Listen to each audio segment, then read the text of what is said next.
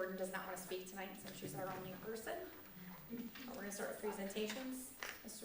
Norman? Yes, we have two presentations. I'll call up Mr. Taylor first, and he will, yep, go ahead, Jake. He will take us through the elementary M.W. Kyler school year in review.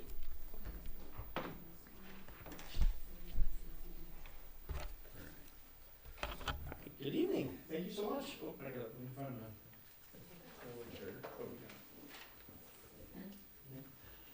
Thank you so much. I just want to talk through about another, great year. We're not finished yet, of course, but we've had some changes this year, some additional things, and I just want to kind of go through them all.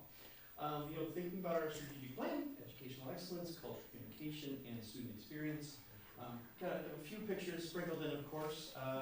Rev Theater. Just love Rev Theater. It's fantastic as we're going. But our instructional vision is focused on the mission and vision of the district, to create a safe and supportive learning environment for all of our students. We're preparing for plan, skills, and knowledge to successfully contribute and responsibly contribute to society. And we're committed to using data to inform our decisions and promote individual student success and well-being. And we'll keep referring back to this as we go through in our district. So, starting off with our educational excellence, thinking of our student achievement. So, last year we started our new curriculums in both math and ELA, and so we are continuing that piece. A big piece that we focused on this year at our primary grades, K2, was implementing the skills block. So the skills block is really another time for our kids to be in small groups. So they rotate at least 3 times in the skills block. In our K2 classrooms, we've got the classroom teacher, our special education teacher, and we use our reading department also to support. So they have a whole group piece, and then they go into the small skills sessions. So they get about 15 minutes, maybe 13 minutes at each group as they rotate through. So we have noticed some really strong instructional alignment across the grade levels. I'm sure Mr. Smiley's probably going to refer to that as well, because this is the middle school. It's engaging for our kids, and it's giving them really good, rich learning experiences, especially with our EL, has so many science and social studies pieces already woven into it. So they're getting a lot of those great experiences. Some of the challenges, it definitely needs time. It's difficult. It's another thing for our teachers to look at small group, individual groups again. So we offer a small group for AIS, for both reading and math. And this is another small group that they're planning for as they rotate through those 3 sessions. We need the support for our reading department, so we kind of flood those grade levels during those times to get all that extra support in there. And we still have to continue adjusting pacing and trying to figure out all the different pieces. So again, we started EL last year, but this was brand new for skills this year as we're implementing the skills piece. A really big thing for the building that's going to continue next year as well is having PE every single day. So when the kids here, they have gym every day. It's usually a pretty awesome thing. So it is a New York State regulation for grades K through 3 that they have daily PE and they have to have 120 minutes a week. The grades 4 through 6 is supposed to be 120 a week as well. It works out for us in our schedule to have it every single day. So all of our kids in grades K5 have PE every single day. In Dave and Jess, that includes our APE. So our APE students have it as well, which is a great thing. It's a great thing for our kids, to have it. For the most part, that runs opposite of either AIS or for recess. So some of our grade levels will have like an hour. They have PE for about a half hour and recess for about a half hour. So right in the middle of the day, they get an hour break, from the things. So they are running to watch the 3rd graders pass, especially now we have nicer weather, out in the grass. They will be running from the gym door by the 5th grade wing to the end. And the 2 classes will switch, and they're running back and forth. So it's pretty awesome to see and giving them that chance for it. We are continuing with our MTSS. It's been, our tier 1 is really the all instruction for all kids, and the tier 2 pieces are the small groups for K5. So again, for our K2 students, we actually go to small groups multiple times. Well, we go to small groups multiple times for all grade levels, but for K2, it's for the skills, the ELA, and the math, and then 3-5 is for EL and math, as we're looking at that. Mrs. Smith has been our Tier 2 coach this year, has been great at implementing those pieces, and I'll talk a little more about that as well. Another piece of the student achievement is the kind of grade level team time, so we have regular meetings, we have weekly Tier 2 meetings Mrs. Smith runs. This year, we want to make sure that we had a lot of teacher involvement, so Molly is so organized, she will send to the teachers, we will be discussing your student at about 8:18. And so the teacher shows up at around 8:18, and we come in and we get the data on that kid as we're trying to figure out exactly what we'll do to help them be successful. We also have our Tier 1 meetings, and then we, are really, we're always progress monitoring about every 6 weeks for those small groups. Culture of communication, we've continued our monthly RAMs, our star reading recognition.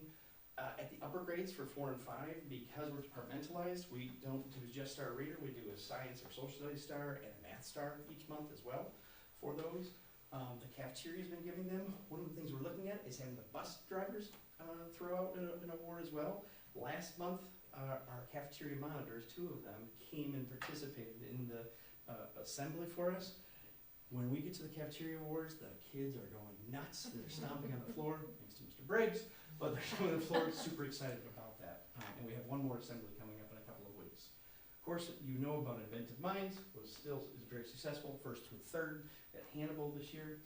We have the before school, UBK Bridge, the after school, Girls on the Run. We have the readers in evening, the family literacy nights. We've got some more literacy nights. Oh, I got them around. Rev Theater, like I said, our field trips, we've got lots of field trips coming up. 4th grade starts next week, and we've got them going through the month of, the end of the May and then through June.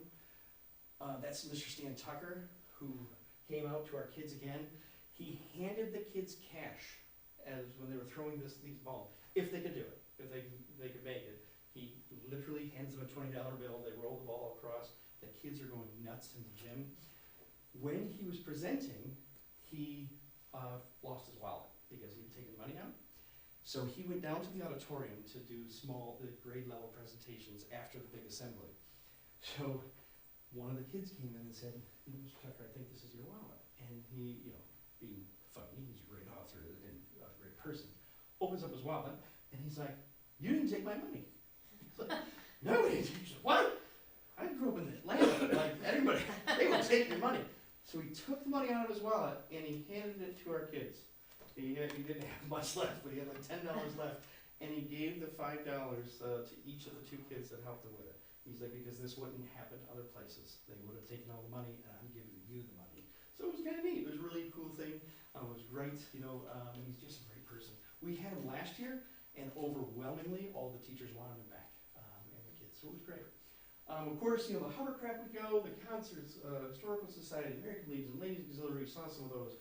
We did One Book, One School, which was super fun this year. Our family's literacy and family math nights. Mrs. Smith also led us in the family math nights as we're going. Like I said, the daily PE, our Skills for Success class, we implemented a Skills for Success class, which helped us to bring in Aaron's Law, which we need to instruct all of our kids in Aaron's Law every year, and plus our 2nd step curriculum. So it wasn't on the teachers to do that. We pulled it so they didn't have to implement it in their classroom. They could save their classroom time for the other pieces that we're asking them to do. So really, those are our big areas of focus, and we're continuing to go. So I just want to thank you for your time. And this is like the coolest picture. Carson was so excited. He's like, Mr. Ramey's there. Can you please take a picture of me? So, yeah, get that picture. Send it to Mom. Yeah. So, all right. Thank you so much. Any questions for Mr. Taylor? Have you heard any feedback from the teachers with the PE built in on the daily, if that's kind of improved things at all in the classroom, or? That's a great question for that way. It's been overwhelmingly positive. They really, the kids really appreciate that, to have the piece. I think when we get back to swimming, we were going to readjust our plan, because 25 minutes just isn't enough time. So Dave and Jess and I are working on that schedule piece for it, but overwhelmingly positive that the kids have it for that break. Yeah. Great, other questions?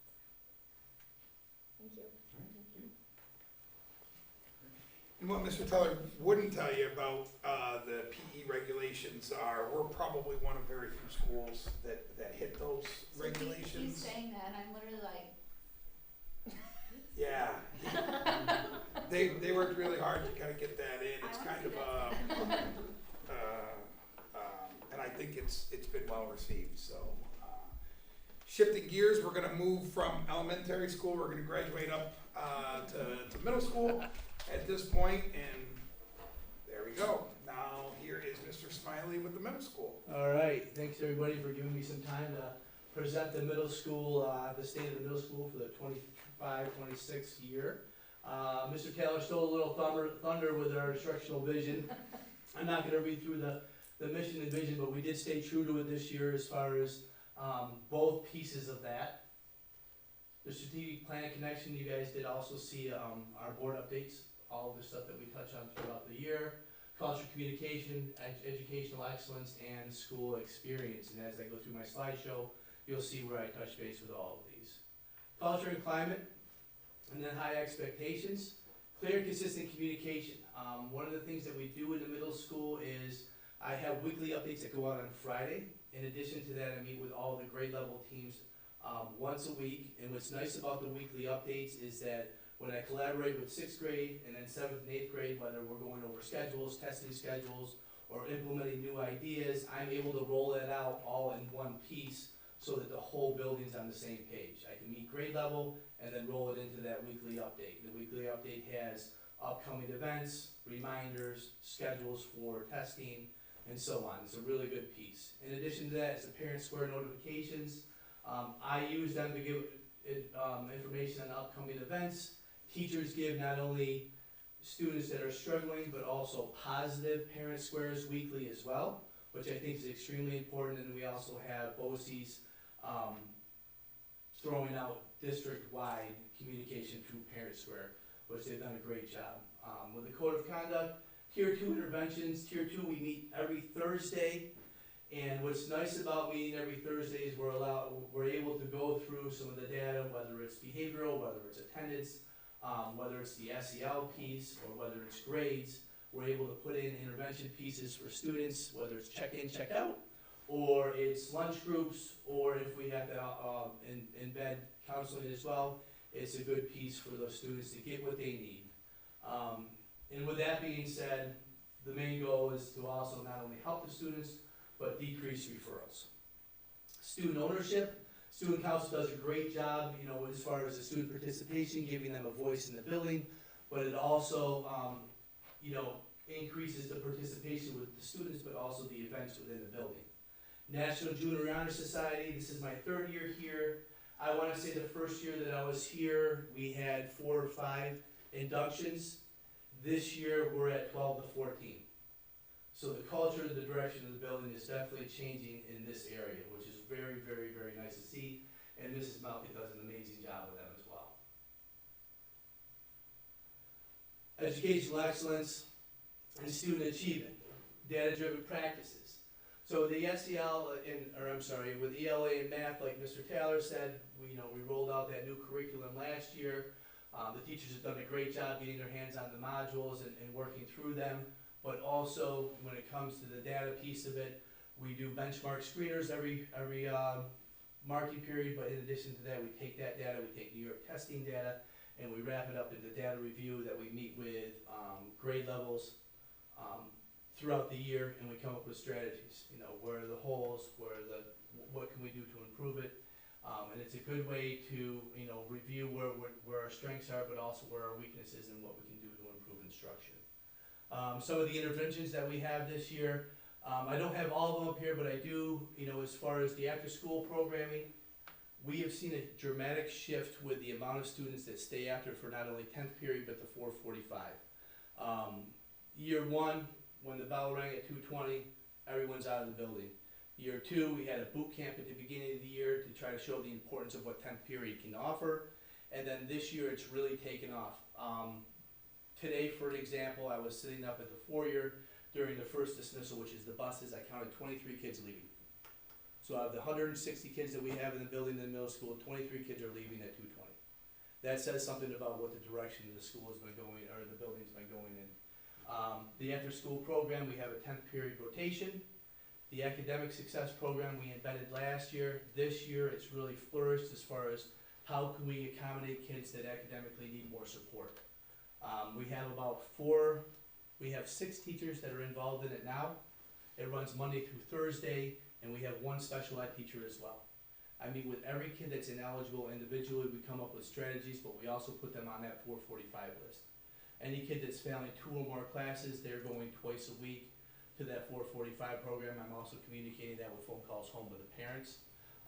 The grouping's about 5 kids per teacher, which gives them that one-on-one support. And in addition to anyone else that's not on that ineligibility list, they also can get that support for that 445. It's been a great program, and it's really, like I said before, it's really shown a lot of success this year especially. With the SEL groups, whether they're lunch groups, whether they're after-school groups, and getting the kids that need that extra support, it's also provided as far as the interventions are concerned. Some of the structures and systems that we have put in place, we obviously have the coaching. They meet with our teachers weekly. It's a great opportunity for them to come up with some different strategies, to run things by each other, to give that professional one-on-one advice. Crew curriculum we rolled out this year. So this is a SEL curriculum that we embedded into the 6th grade level this year. Crew, meaning everyone's on the same crew. We're all on the same team. It shows a lot of camaraderie. It allows the kids to show, basically the stuff that with the Rams that we embed with showing respect, showing accountability, having respect for yourself, but also each other. Every 10 weeks we have a little award ceremony in the Kyler gym. What's really nice to see this is it's all student driven. The kids create the awards, the kids present the awards, and the kids nominate each other. Some of the achievements, I went 3 years back because that's when I started. I just figured that would be a good place to start. If you look at first, second, and third quarter and just basically focus on the percentages at the end of principals list, honor roll, and high honor roll, the amount of students, we were at about 30 to 40% of the kids that were on one of those lists. Last year, we were at about 40 to 50%. This year, we're following suit with about the same, a little higher in some areas, but still having that same expectation of the students striving harder to work hard to get to be successful academically. Discipline data, another positive. 3 years ago, it was at 528, and now we're still going in the right direction, so things are moving. That picture is the 8th graders receiving a check from the Lions Club from one of their fundraisers. It was a chicken barbecue. There will be going to Gettysburg. We will be going to Gettysburg and Hershey Park in a couple weeks, and that was a great fundraiser that Ms. Malkin helped put on, and they did a great job with it. And I think they've done 2 this year, which has been phenomenal. Some of the school experiences. We brought back some of the old, and we implemented some of the new, and we also implemented some of the student-driven ideas for some of the after-school programming as well. Battle of the Books probably has been around for years before I got here. We brought it back to the middle school this year. I can honestly say I can't wait until next year. When we sat in the auditorium, I had all of the middle school students there when these guys were competing, and you could hear a pin drop. And then when they won, the clapping, the cheering, the camaraderie. It was really nice to see it be successful, but like I said before, I'm extremely excited to see the more participation next year that we get with this. Another one that was new this year, Mr. Bonanno and Mrs. Johnson did a great job with our middle schoolers. I know that they presented a couple weeks ago.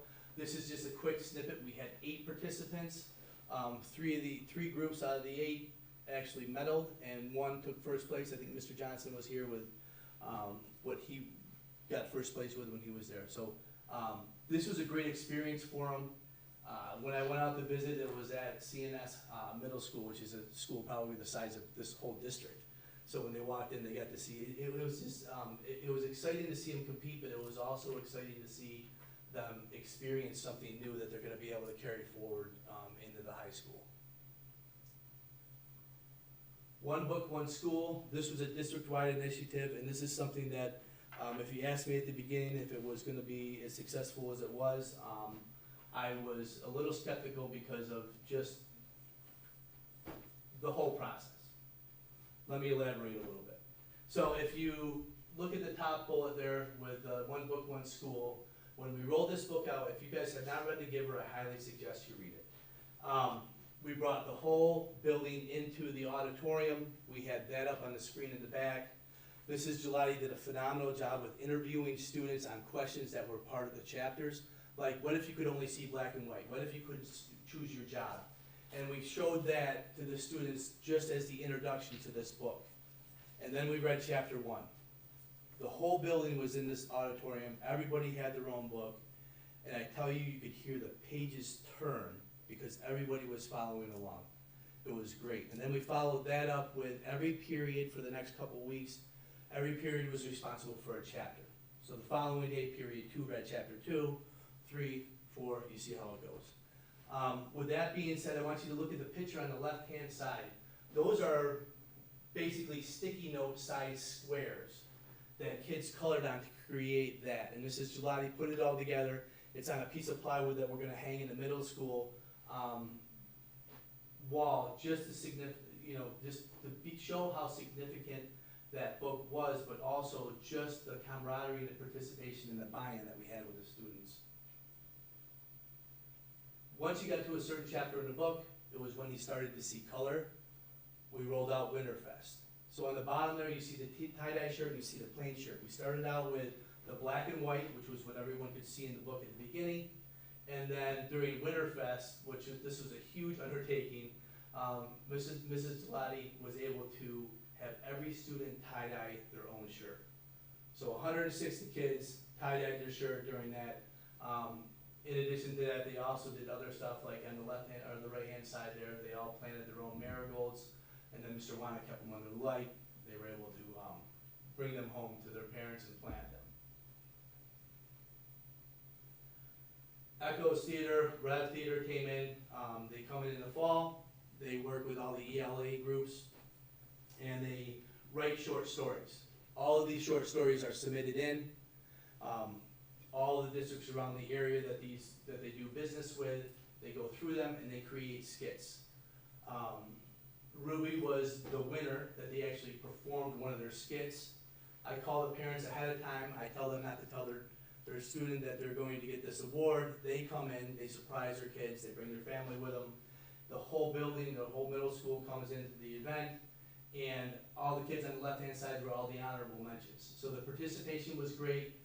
These young professionals that are up there performing the skits do a great job, but it's also really, really nice to see our school represented, but also our students represented as well. It was just another great event that we had for the school experience. And last but not least, this was student initiated. This is our fishing club, and you see the kids that are in boats. I think this was probably the first time that they were out, the maiden voyage of it. The participation was incredible. Students came to me 2 years ago with this idea. Last year, I was able to get it going and get it moving. Between the parent participation, between the fundraising, between some of the grants, we have 4 of these boats. Those boats are actually on canoe carrier style carts, so they can push them across the street into the pond. All the boats, all the fishing poles, all the brand new vests, everything is brand spanking new. They're able to utilize that pond, but also get out into the outdoors. And that was all based on students coming to me wanting to have that club. And that's what I got. Any questions? We're taking it all in, Mr. Swan. That's a lot of good stuff. No fishing, nobody wants to jump in a job boat today. Thank you. Mr. Norman? Wonderful. So, monthly MVP awards, we have 41 names, and it pops up there. There we go. 41 names on the list this month, rather. Read a couple. Kathy Armstrong, middle school counselor. Kathy goes above and beyond to help students with their day-to-day routines. She is always behind the scenes, in the know of what's going on. My son is very comfortable going to her for any issue, school or personal related. Her office is a safe space for kids. somebody from our elementary school, Jenna Egner. Her love and compassion for the children is amazing. She cares deeply for all of those around her. I could never thank her enough for the love she shows my grandson. And our head bus driver, April Senko. April goes above and beyond for all the staff and students. She works hard and is always at work ready to go. She is a wonderful person all around. So, a couple uplifting messages there for some of our staff, so. That's great, thank you. Okay, let's move on to, the minutes from, the regular meeting, May I April make a motion 22nd. to approve No. both the minutes and the financial reports, C and D, in its entirety? I will second that motion. Look at that, we're moving. Any questions? Corrections? All in favor? Any opposed? Any abstentions? Okay, moving on. Could I have a motion for the entire consent agenda? Mrs. Kaiser? And a second? Mrs. Decker? Questions? It's a little light this month. Thank you, Mr. Van Orman. Nobody's gonna hear any complaints? Okay, when you're ready. Mrs. Kaiser? Yes. Mrs. Foltz? Yes. Mrs. Dingman? Yes. Mrs. Decker? Yes. And Mrs. Madigan? Yes, thank you.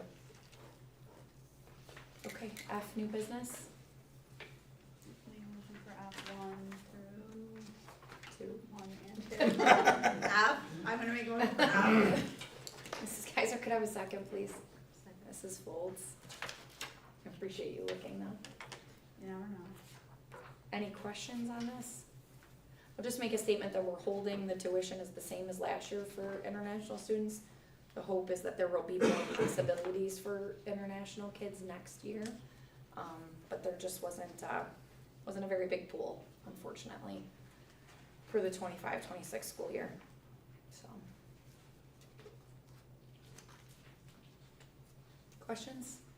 When you're ready. Mrs. Decker? Yes. Mrs. Dingman? Yes. Mrs. Kaiser? Yes. Mrs. Foltz? Yes. And Mrs. Madigan? Yes, thank you. Okay, we'll move on to G.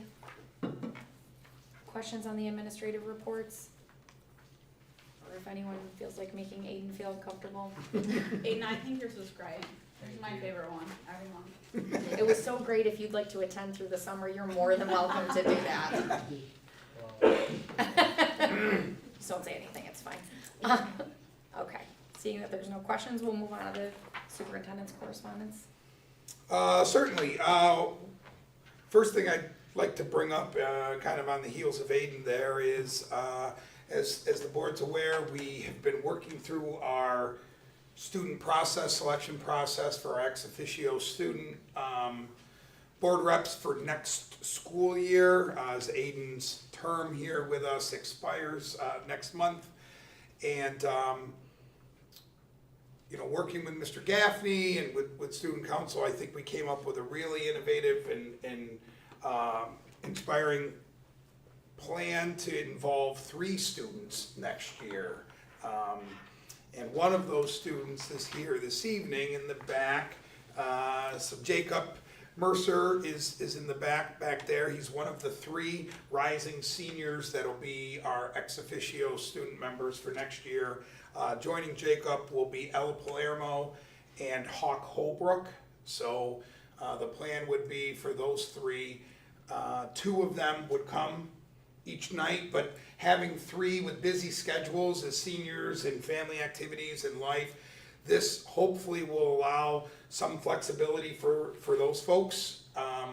And I think one of the things that came out of the committee that Mr. Gaffney with the staff and Aiden used was each of the 3 of them represent different perspectives and student experiences. So it really should be able to kind of provide the board and all of us with a more well-rounded insight, because we're getting some different perspectives. So, you know, for year one, getting one person, and I know we had kind of gone back and forth about trying to get a second person on, and how do we do that, and what did it look like?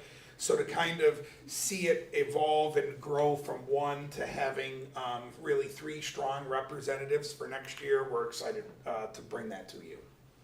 Congratulations, Jacob. Will each student have a monthly board report, whether Well, they're not here or we'll- combined? Yeah, good question. I think we'll kind of work through the details on that. Maybe one report and each of them can include some piece of it, so, Great. yeah. Thank you. Our attendance and absences, I think you folks might have noticed that our absence rate kind of dropped down in April a little bit, percentage-wise. We dropped down below 91%. We got hit pretty good with some illnesses. Kind of 'tis the season, which dropped our daily attendance rates down a little bit. We're on the rebound with some of that for the most part. Holding steady on our attendance. We're down 18 for the year. At this point last year, we were down 27, so we're, let's say, net 9 compared to last year. But I would forecast you to say that our incoming UPK class right now, the amount of students that we have enrolled is small as well. So it's not a requirement. They don't have to come to our UPK program. So just that number alone is not completely indicative of where all the students are, but it's something we're paying attention to at this point. Is it less than we had last year? It is. It's interesting to see the seniors who are increasing their attendance rate. They just can't get enough of it. They just want to be here. Yes, there's always some good lovers this time of the year. You know, it's a busy time for our seniors, so they want to soak in every last moment. Do.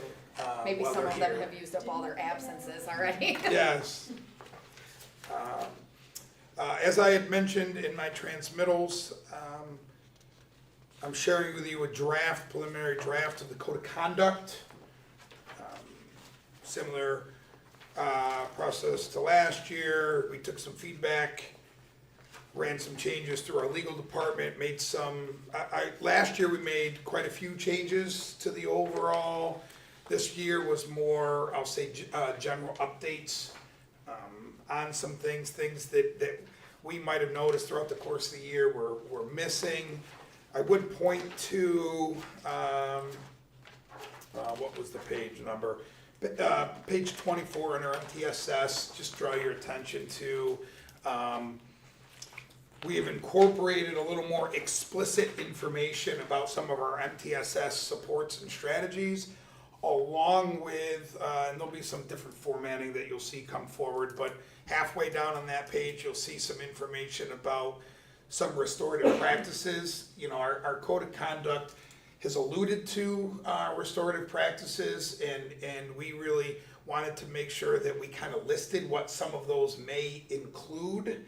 Certainly not a comprehensive listing, but when we talk restorative practices, what does it look like to somebody to try to reduce some of the questions that might come with that. So we're trying to enhance some of those things and then explicitly put them out there for folks.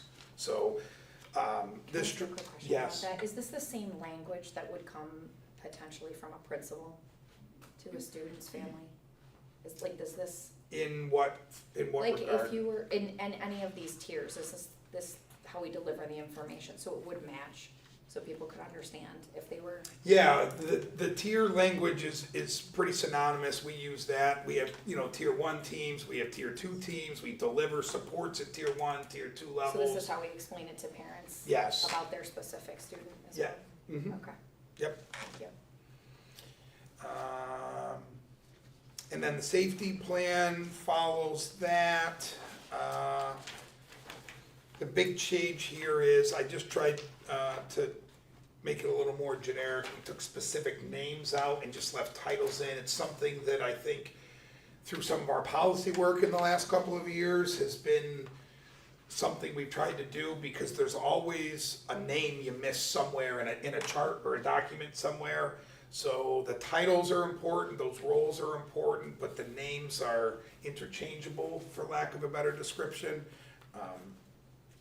So both of those documents, the code of conduct and the safety plan, this will start our public comment session. So we have a 30-day window for public comment on those, so these will be posted publicly.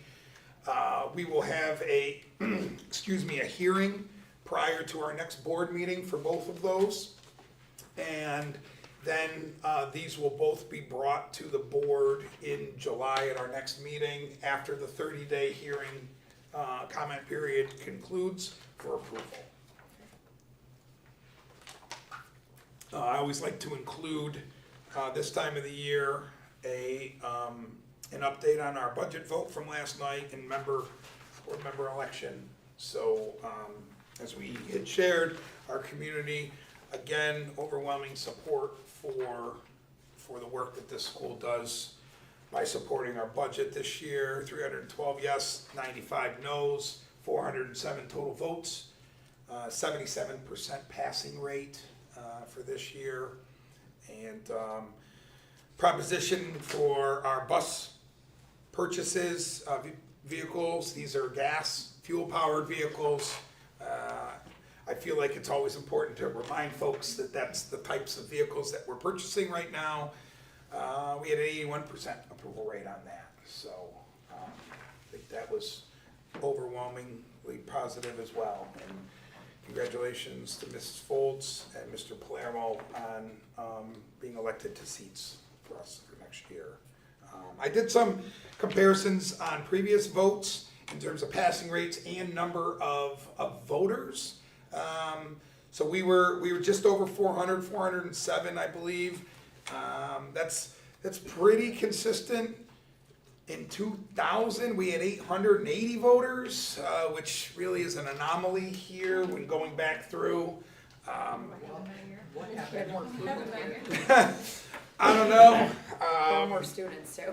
Yeah, so, but most years, right around 80+% passing rate, which, I think this year, if you look at the region, most schools had a little lower percent passing rate than we've had previously. I think that's kind of indicative of where we are society right now wise. And this, of course, is only one area that the community gets an opportunity to voice and have a say. So, they're turning out in good numbers. I think it's a representative response. Our voting numbers exceeded districts that are bigger than ours, which I think is a good sign that we have active people in our community to vote. So, and we're keeping our percents up. So, How did electronic voting go? yeah, first year of electronic voting, I think overall it was received pretty well. Folks seem to have gotten the message. They came with IDs ready. There was not, I was up there in and out throughout the course of the day. Amanda did a huge bulk of the work on that. I didn't see long lines of folks trying to get registered in. We'll do a couple little tweaks next year. We need to order more stickers. We ran out of stickers. I love the I voted stickers, so we gotta make sure we replenish our stock of I voted stickers. Maybe we need a magnifying glass for folks to see the names on licenses. The font on those suckers is pretty small. So, those kind of things, live and learn on those. But I know at the end of the night, it really sped up the review process. You need to really stress that. We were done in about 15 minutes compared to about 2 hours. Yeah. There's notifications that go out around all the different school districts, and this year in our region, we were like the first one to respond with our results. I was still receiving results updates like after 11:30 p.m. last night, and we had reported by about 8:30 Yeah. as a general. So overall, I think positive experience. That's what I witnessed. Is there anything like at school, I don't know, if in homerooms or whatever, where students are aware that if they're 18, they're able to vote? Yeah, I think that's an area of growth for us for certain. Our board policy, we have board policy that requires us to be active with that. Cause there was just a couple kids that I talked to yesterday, they were like, well, I'm not registered to vote, so I can't. And I had to let them know they could. And we yeah. did have a number of folks that when they came up yesterday were not in the system, and we had paperwork in there for them to vote. One of the other things that Amanda and I had looked at last night was the electronic voting gives some demographic information about the voting. And we only had, at that time, we only had like 8 to 10 people under the age of 20 that have voted. So out of 400, 8 is, I'd say an area for growth. Be interesting to watch that over the years, how that changes. I forgot that I could vote. Because nobody reminded you yesterday. Because I've grown up around here, so it's like you kind of just walk through the doors anyways. So it's like Yeah. you don't realize that you're. Just, Aiden's on the spot, because Mrs. Geiger just asked him yesterday. On live TV. Yeah, I did get to witness a few first-time voters, and they were very proud, and, so, just that ability to participate in civicness, I think is important. Yeah. So certainly an area that, and now with this system, we can kind of track that volume of that, which I think will be something to look at. Mr. Vanderman, with the buses, I think the big question was, are they gonna be diesel still? I know you shared the other day, but what year did it just get extended out to? So, great question. So the legislation right now says 2030, 35, and it's just gotten moved back 5 years in the upcoming governor's budget that's gonna be coming out So 2040? 2040. Okay. Yes, so that'll give us 5 more years at this point. Without any extensions, just, Correct. cool. Yep. Thank you. Lastly, some pictures I was been trying to, not lastly, I guess, as I see there's more things in there, but some photos. Obviously, anybody that's come onto our campus, it's very clear now that we're under construction project because of our asphalt work in the main lot and the student parking area. So they did a great job. They told me they were gonna have it done prior to the budget vote, and they had it done prior to the budget vote. It looks good. It's only a binder layer now. We still have a top coat of asphalt that needs to go on that, so that's temporary paint on the parking lines. But with construction still ongoing, it's not the right time to put the finish coat on there. But they look great. Speaking of looking great, some sidewalk lighting in some different areas of the school. I call them the Charles Dickens lights, and they're just. I think they're really just kind of sharp, and I think they're going to illuminate. We're getting a lot more lights. Our parking lots are going to be a lot brighter, which I think is an area of improvement for so many places in our spaces. So looking forward to what those will look like. Some pool progress. You got to see the ceiling there with these red ventilation system, keeping our colors in line. Some of the work is ongoing. We're plugging away as fast as we can. The ceilings have shipped. We're going to get ready to install those fairly soon. And then exciting work in the elementary classrooms with those floors.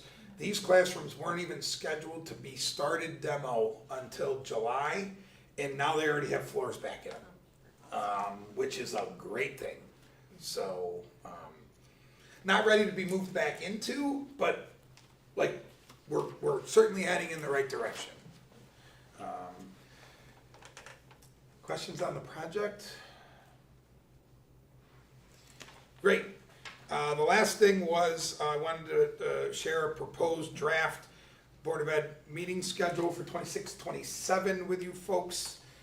We've kind of tweaked this over the years as I get a better understanding of what's going on and some of the things. So tweak some things to make sure we're in alignment with a lot of the deadlines, legal compliance deadlines for our budget hearings, budget dates, our audit information is in there. I've included a budget workshop, which is something over the course of the last few years we haven't had, just kind of depending on where we are. So that's an optional thing. I added an additional board meeting at the end of August, expressly for the purposes of late hires if it's necessary. Sometimes there's a need for kind of a last minute hire, put something like that in there. I know we had to make some adjustments this year with the BOCES budget, shifting a board meeting around, so BOCES said that theirs is always the fourth Wednesday of the month of April, so I've included in a special morning meeting just for the purposes of doing that. So just trying to kind of tweak it based on my understanding of some of those things, and to try to be as useful, cognizant of everybody's time. So this is a draft. Take a look at it, see Welcome if for you have feedback. conflicts. Yep. We're obviously all not here tonight either, so we'll make sure that everybody has a chance to glance at it before if you have any conflicts. Is there any thought about moving our board times I next was year? literally just gonna ask that, but I feel like that'll be a conversation maybe on the 7th. So that's been brought up to me before as well, so I think that we can have that discussion to see if it would work to move up. I'm assuming not later. Correct. Okay. So take a look at it, consider if you would like to do an earlier time too, and we can discuss when we're all here. But thank you for putting this together. Yep, you're welcome.